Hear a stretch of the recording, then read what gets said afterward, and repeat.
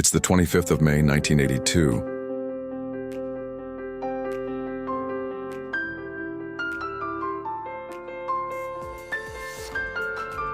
And two pairs of Argentinian jets roar low over the Falklands Islands.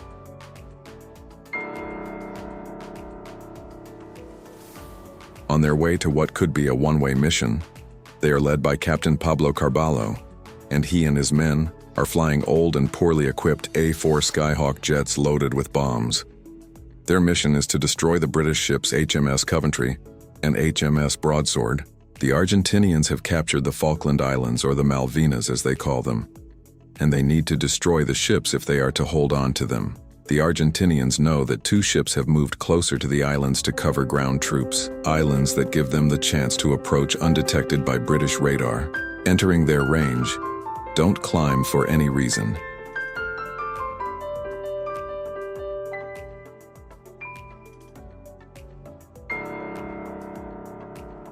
The Skyhawks fly as low as they dare, hugging the contours of the island as they reach the enemy's radar range. The two ships are equipped with advanced anti-air missiles and powerful radars. British warships targeted, which have been devastating to the Argentinian planes. The only way to evade detection is to stay low. On board HMS Coventry, Captain David Hartdyke has his men on high alert. British Special Forces have warned him that the Argentinians have recently launched on a mission, but he is unaware that this time his ship is the target. 4 detections on their radar screen confirms his worst fears. 4 contacts bearing 225 range 30. Captain Hartdyke immediately orders the crew to action stations, and alarms blare on both ships, and swiftly the mighty Sea Dart surface-to-air missiles turn to bear. The Skyhawks at the same time approach Pebble Island and hug its contours. Isla de Bourbon ahead, keep low and follow me. With expert flying, the Argentinians become invisible to the British radar, and on the Coventry, the contacts disappear. Contacts lost over Pebble Island. It's precisely what Captain Hartdyke feared. Pebble Island is too close. The Sea Darts have a minimum range, so now they will only be able to fire once if they are lucky. Hartdyke gets on the radio to Broadsword. Broadsword, what is your status? HMS Broadsword is equipped with shorter-range Seawolf missiles better suited for a close-range fight. On the Skyhawks, Carballo brings his men as close to the ships as he can under cover of the land. His planes have no radar and no warning systems, but at 10 nautical miles distance they can see the British ships. Starting the attack. Good luck, Captain. He and his wingman, Lieutenant Carlos Rinca, make the charge and accelerate to maximum speed while skimming the waves. Captain Hartdyke's hard decision aboard Coventry. The two Skyhawks immediately light up their radar. 2 hostiles bearing 192 low level. To add to the confusion, a British Harrier jump jet reports in. It is in the firing zone. Captain, friendly aircraft 20 miles out. A British plane and enemies in the same airspace. Should he fire? In a split-second decision, he chooses the missiles. Turn the Harrier away, shoot missiles. But the operators still can't get a lock. The Argentinians are flying extremely low, mere feet from the sea. Carballo's canopy is covered in sea salt as he soars through the spray, so low that the radars struggle to track them. Aboard the Coventry, the men's hearts race as they see the enemy getting ever closer. The Sea Dart missiles are failing to lock.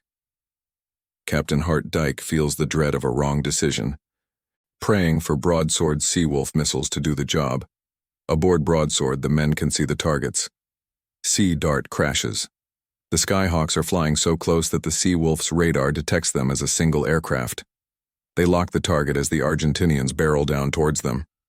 But then, the single contact splits into 2, and the 2 sets of coordinates crash the missile guidance system. The missiles are not responding. Restart them.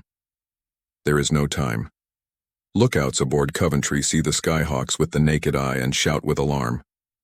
Fire across the deck. In a last-ditch effort, HMS Coventry's deck guns turn to bear and open fire, soon joined by the roar of personal machine guns and rifles, sailors firing from all across the deck. Carballo sees the splashes of the shells striking the sea and the tracers of the British bullets drawing closer, refining their aim. The enemy ship is right there. He can taste victory, but the shells are getting closer. He can feel it. They are not going to make it. Change to the other one. He orders to swap targets, setting his sights on Broadsword. The two planes pull to the side and away from Coventry's guns roaring by her deck as they line up their pass. The two Skyhawks pull the triggers, and their 1,000-pound bombs are released. They fall down into the sea and splash onto the ocean surface. It redirects them upwards as they bounce, skipping like stones. Broadsword sailors see the two massive bombs bounce twice as they head down towards them. One bomb hits the sea and sinks short of the Broadsword, but the other doesn't. It punches straight into the side of Broadsword. It is deflected upwards, and it bursts out of the deck. It flies on, tumbling as it falls into the sea without exploding. Carballo is dismayed, but they are not done yet. Coming in behind them is the second flight of First Lieutenant Mariano Angel Velasco and Ensign Jorge Nelson Barrionuevo. They are equipped with less powerful but more reliable 250-kilogram bombs. Aboard the British ship, they now see all 4 contacts on the radar, and Captain Hartdyke orders an immediate turn to starboard to allow the missiles to fire at all contacts. Coventry's missile operators get a lock on Velasco and the sea darts turn directly towards them. Shoot! There's a bright flash on Coventry's deck and the missile rockets out in a plume of smoke. Skyhawk's close. Just as it does, Velasco and his wingman fly lower and lower over the water. They disappear from the British radar, and the missile goes straight. The sailors are aghast as the missile loses track and flies away. Velasco sees the missile fly off 500 meters to his right, but his eyes are locked on HMS Coventry as he fast approaches. Broadsword, meanwhile, is restarting the missile systems as the Skyhawks fly in towards them. Sailors nervously stare at blank screens as they are on a race between the Skyhawk and the rebooting computers. Come on. The screens come to life, and the sailors get to work. The Skyhawks are detected and appear on the Seawolf radar.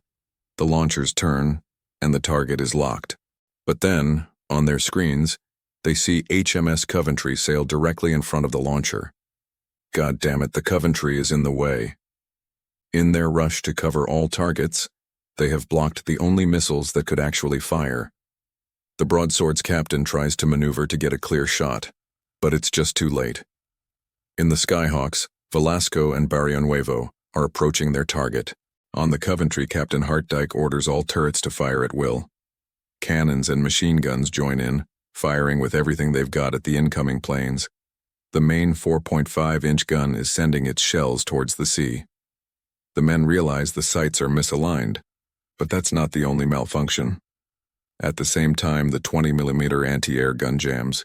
The men desperately try to fix it as the Argentinian planes close. In a desperate attempt, sailors all across the ship open fire with their rifles. HMS Coventry is hit. The sea churns and splashes as everything the British have is directed towards the advancing Skyhawks. But it's all too late. Brace, brace, brace! Echo over the intercom, and commanding officers order everyone to hit the deck. Men jump for cover and hold on, waiting for the inevitable. Velasco sees the enemy ship fill his view and pulls the trigger. His A-4's 20mm cannons are unleashed, spraying a volley of lead across the ship's deck and superstructure. He holds the trigger down as long as he can. Then he releases his payload. The bombs fall away, arcing lazily across the air before slamming into HMS Coventry with force.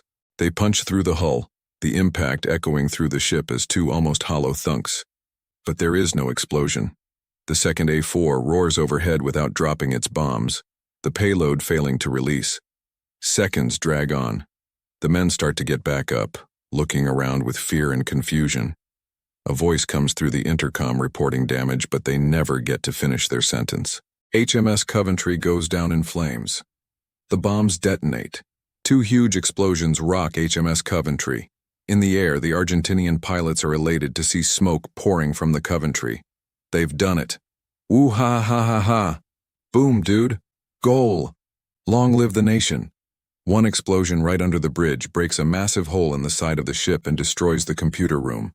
The fire moves up through corridors and blasts through the operations room where all the operators and Captain Hartdyke were working. The second one explodes in the forward engine room, starting a massive fire and taking out electrical and propulsion power from the ship. Captain Hartdyke comes back to his senses. He is surrounded by smoke and destruction. Screams fill the air. He tries to see who is making them, but they appear to come from everywhere and nowhere at the same time. He staggers to his feet and realizes the ship is listing. He attempts to use his intercom, but it is completely dead. It's no use. He needs to get out. Captain Hartdyke slowly works his way through the smoke and corridors, as he listens to the ship groaning and cracking underneath him. He manages somehow to find an exit and emerges into the cool air of the South Atlantic. Coventry crew evacuate. Now on deck, he is filled with concern for his men, but instead of chaos, he is met by an extremely professional evacuation. His team of sailors practiced this and are now springing into action. Men rescue their fellow sailors from the smoke-filled cabins and provide medical attention on deck as others prepare the survival rafts and help more sailors put on their survival gear.